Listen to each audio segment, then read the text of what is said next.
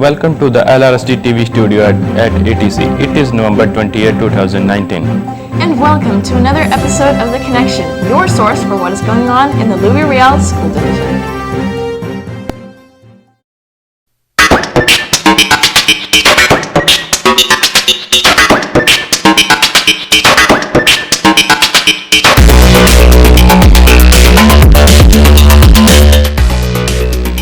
Live from the Riel's Arts and Technology Center, I am Maninder Singh. And I'm Dasha Hritsenko. As always, it's been a busy week since our last show.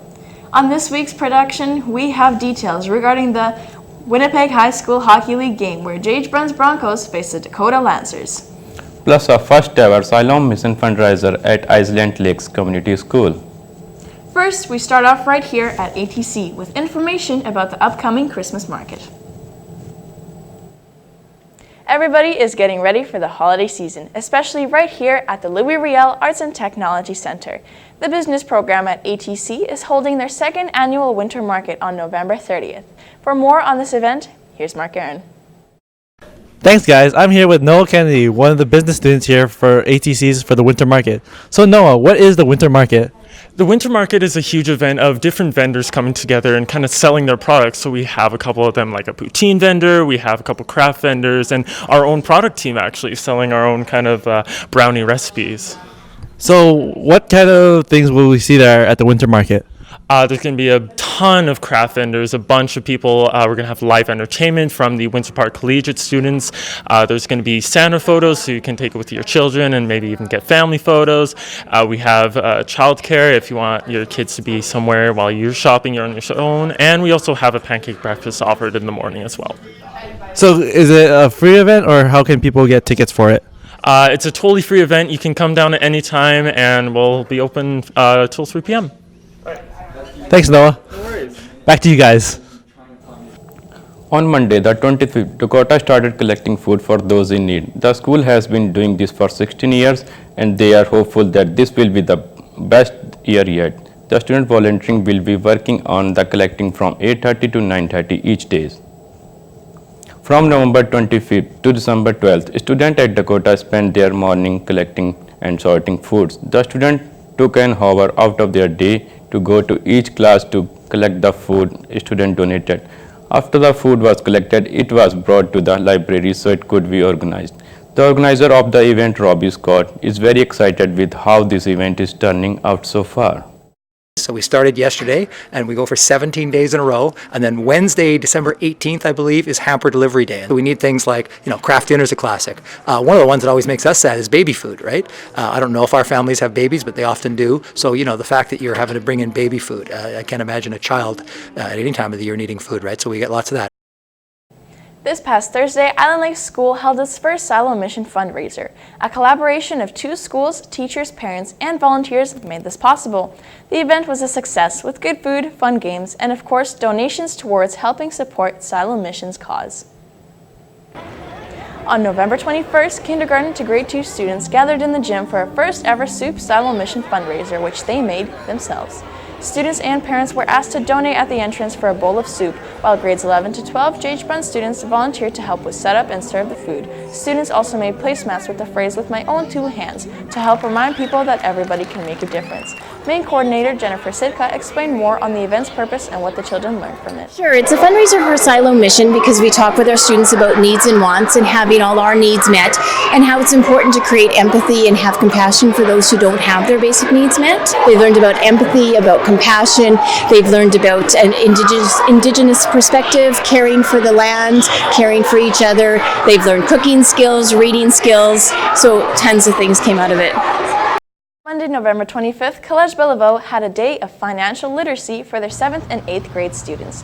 Students learned on how to properly manage their money and credit card security, as well as learned more about the stock market.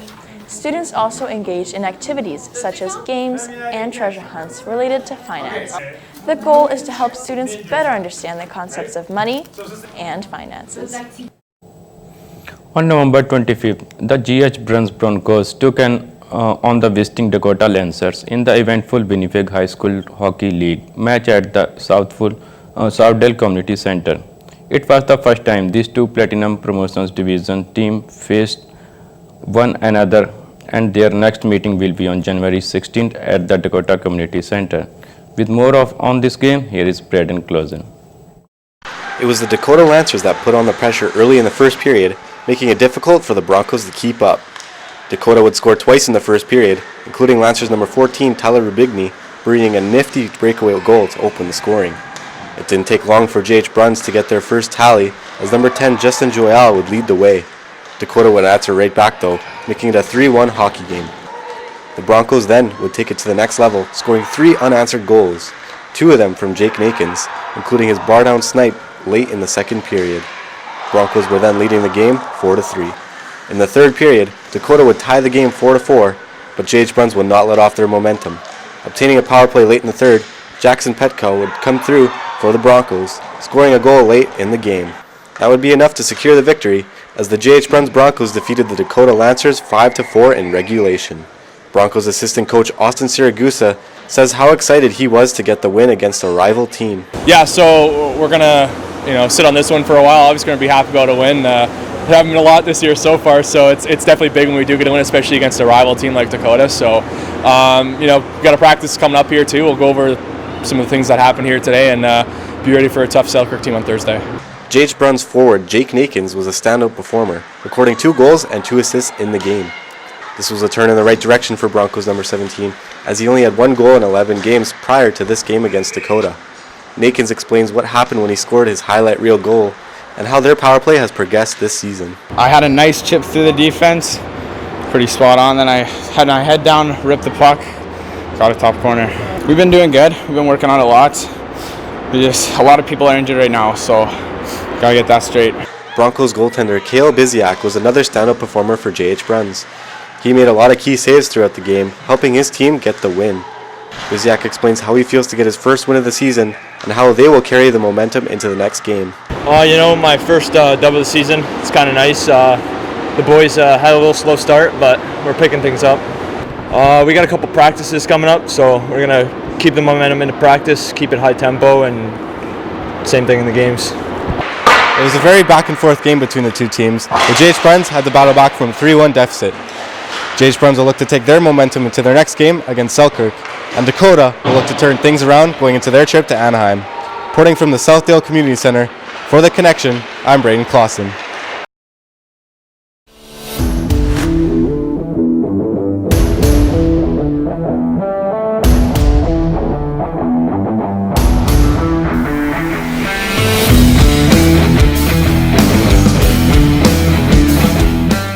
And that is it for today's show of The Connection. Our next show will be on December 5th. You can watch our previous and latest shows on our YouTube channel at LRSD TV. You can also send us news stories, weekend covering happening in your school by emailing us at lrsdnews@lrsd.net. And don't forget to follow us on our Facebook at LRSD TV, at Instagram at LRSD TV, on Twitter at LRSD TV, and on our YouTube channel. Also join us tonight, November 28th, for the Provisional Boys High School Volleyball Semi-Final live from the Investor Group Athletic Center. We will be broadcasting that game on LRSD TV. Then on Monday, make sure you watch the championship games from the MHSAA Volleyball Championships for both the girls and boys. We will be there covering all the exciting action. That's it for us. Thanks for tuning in. Have a great day. Okay, I think that was